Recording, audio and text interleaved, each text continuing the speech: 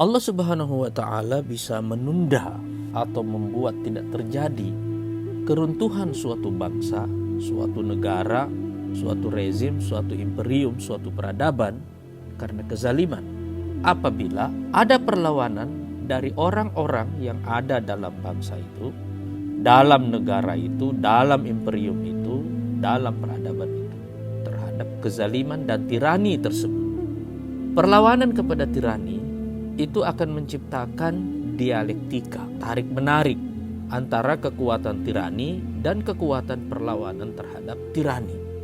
Perlawanan terhadap tirani itu akan menjadi sebab bagi Allah Subhanahu wa Ta'ala untuk tidak meruntuhkan suatu bangsa, suatu negara, suatu peradaban, suatu imperium, atau menunda keruntuhannya, atau dengan kata lain memperpanjang umur bangsa itu. Itulah yang dimaksud oleh Allah Subhanahu wa Ta'ala dalam firman-Nya dalam surat Hud ayat 117. Wa ma kana rabbuka liyuhlikal qura bizulmin wa ahluha muslihun. Dan tiadalah Tuhanmu akan meruntuhkan negeri-negeri itu dengan kezaliman yang mereka lakukan, wa ahluha muslihun, sementara penduduknya, warganya terus-menerus melakukan perbaikan. Dan perbaikan yang dimaksud di sini adalah perlawanan kepada kezaliman atau tirani itu.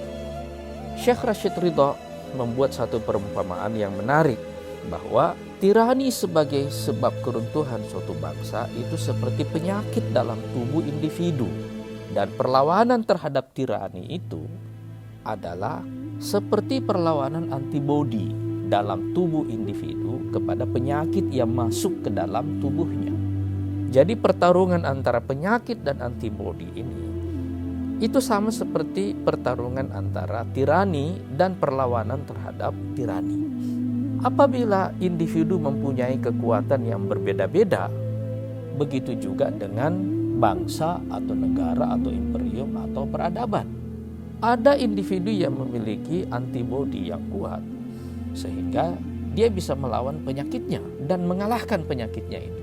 Jadi orang itu walaupun diserang penyakit bisa mengalahkan penyakitnya dan kemudian tetap menjadi sehat dan kuat. Tapi ada individu yang antibodinya lemah, dan karena itu penyakit bisa mengalahkan antibodinya dan orang itu dengan gampang bisa kolaps.